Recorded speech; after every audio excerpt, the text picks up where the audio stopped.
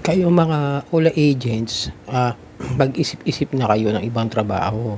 Totoo lang, wala kayong makukuhang maganda diyan sa trabahong 'yan kundi, malamang kahihiyan at magkaroon pa kayo ng, problema, magkaroon pa kayo ng criminal case, lalo na sa paggamit ninyo sa mga pangalan ng mga attorney. Dahil may attorney na alarma na sa ginagawa ninyong paggamit sa pangalan niya. So magandang umaga mga ka-Johnny, ito ang inyong lingkod ka-Johnny ng Janitor TV, ito ang Johnny Depp. Usapang utang, usapang OLA. So, bago po ang lahat, inaanyayahan ko po kayo mag-subscribe po. Hindi lang po ulit sa aking YouTube channel, pati na rin sa aking TikTok account at sa Facebook po, na kung saan ay pakisuportahan na lang po. At pakihit nyo na po yung notification bell para updated po kayo sa mga videos. At i-like, share nyo na rin po ang aking mga videos para po tulong po dito sa aking channel para maging mas aware ang mga tao sa mga usapin tungkol dito sa OLA. So, gaya na binanggit ko po kanina, meron pong isang abogado na kung saan ay naaalaraman na dahil sa paggamit ng kanyang pangalan. Hindi ko na po ito ipapakita sa inyo dahil po sa pagsasapribado ng kanyang Facebook account. Nag-lock po siya ng profile niya dahil po sa kadahilan na nagagamit yung kanyang siguro pampublikong pagkatao. Dahil sa ginagawa ng mga OLA agent ay nagpapadala raw sila ng mga demand letter ng koleksyon na ginagamit yung kanyang pangalan na may kasamang mga pananakot at pagbabanta na aarestuhin daw, meron daw mga bench warrant at saka possible imprisonment. Ayan po yung sinasabi ko Wala naman kasi po talagang kaso o hatol na pagkakakulong ang isang utang. Lalo na kung hindi nyo naman intention na lokohin yung inyong inutangan, lalo na kung legit naman ang ginamit yung mga ID o mga dokumento. Kaya nga pinapaalalahanan po ng attorney ito, hindi ko na nga po ipapakita, pasensya na kasi po naka-privado po yung kanyang Facebook page at tingin ko po nagbigay na po siya ng kanyang reklamo sa NBI para ma-assist siya o para nag-request siya ng assistance kung sino ba talaga yung nasa likod ng mga loan ng mga lending apps, ng mga online lending apps na gumagamit ng kanyang pangalan. Dahil nga kahit sa mga hard copy o sa mga digital form, sabihin yung mga may sulat na dumarating sa inyo na may pangalan niya, at kahit sa mga messages ninyo sa email, sa Facebook na pinapadalhan kayo ng kung ano-ano na pananakot at pagbabanta, nakasama yung pangalan niya, nasa ilalim ng pangalan ng attorney na ito o kahit na sinong attorney, hindi po yun katotohanan, sigurado po yan. Dahil ginagamit lang po ng mga yan, ang mga pangalan ng mga abogado para takutin tayo mga biktima ng online lending. Ngayon, sinasabi ko sa inyo mga ka-Johnny, pag may mga attorney ganyan, hindi yan basta-basta gumagawa ng mga sulat ng hindi nila dinadaan sa pagnonotaryo.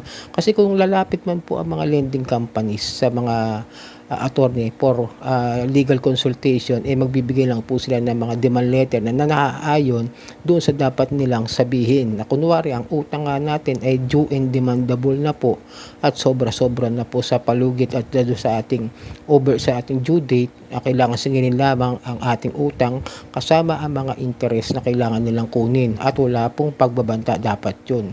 Kagaya ng ipinakita ko po sa inyo nung dati na yung aking demand letter ay nasa tamang pagsusulat po nila na kung saan ay nilagay lang po yung amount ng kanilang sisingilin sa loob ng ilang araw at kung kailan ito dapat bayaran nga at kailangan ng bayaran. Kaya wala po nakalagay na attorney basta-basta nagsasabi na kayo ay makukulong o kayo ay aarestuhin. Hindi po yun ang tamang proseso ng demand letter na binibigay ng mga attorney, kundi yun lamang po ang COP do sa ating mga utang. Kasi po kapag may nilalagay na po sila mga bench warrants or something na imprisonment na sinasabi ng mga ini-email sa atin, mini-message sa atin, tinetext sa atin nga minsan, di ba? Kita nyo, kahit sa text, ang demand letter po, okay naman po yan kahit sa text o kahit sa email, magiging legal po yan as long as tama yung binibigay nilang informasyon at statement of account natin. Pero kung may pagbabanta na po, kagaya po na ipakukulong ka, ibablock ka sa NBI, ibablock ka sa ibang bangko, ibablock ka raw sa sa immigration o something na kung ano-ano may sasabihin sa inyo na medyo lumalabag na sa karapatan natin na bilang isang borrower, ay hindi na po yan totoo. Kaya nga po humingi po siya ng tulong sa NBI para malaman kung sino yung nasa likod ng paggamit ng kanyang pangalan.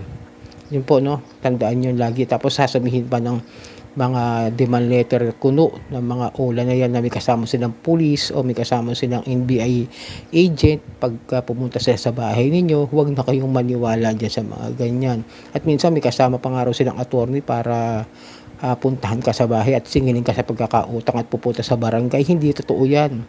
Hindi po pwedeng makialam ang isang attorney kapag nasa small claims court na po yan, yung usapin na yan. Kasi po, ang judge na po ang bahala magdesisyon about dyan sa isasampang kaso sa atin sa civil case. Kasi ano lang yan kumbaga minor lang yan, hindi naman po tayo makakasuhan ng criminal case. Doon lang po papasok ang isang attorney kung sakaling kailangan sa criminal case. Kung stop ang kaso natin, yan, pwede, papasok sila.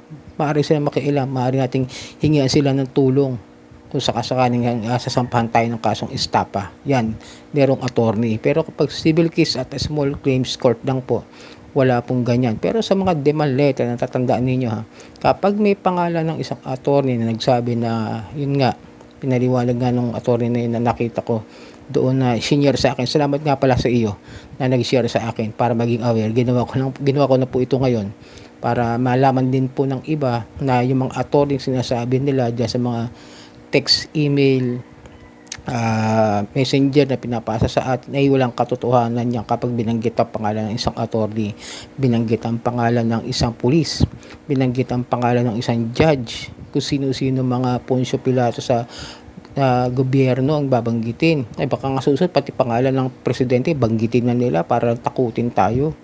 Hindi yun hindi yun capable para maningil, hindi yun ay nararapat na gawin para sa paniningil ng utang. Kung may problema kayo sa pangungutang, sa pagkakautang ng inyong borrower, harapin ninyo kung gusto nyo, sampahan nyo ng kaso. Yun lang na talaga pwedeng gawin ninyo.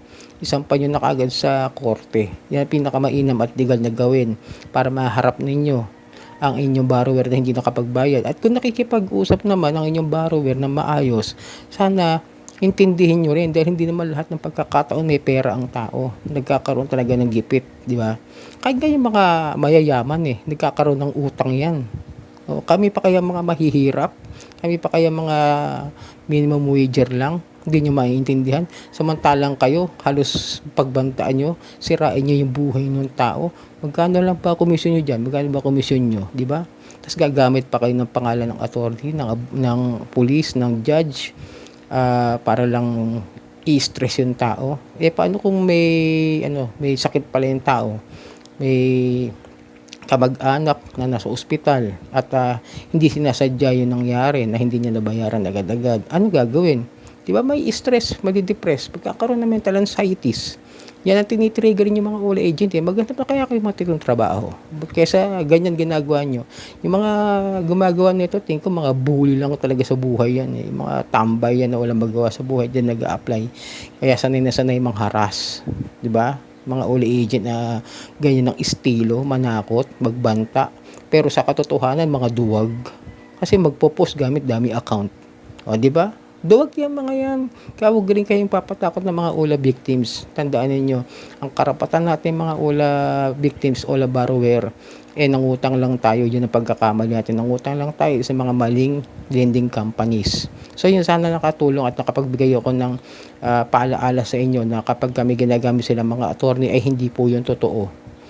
Isang attorney na po ang nagsalita pero naka-private na po siya, hindi ko pwedeng i-post at baka naman ako mabalikan para respeto na rin sa kanya pagsasapribado ng kanyang Facebook account.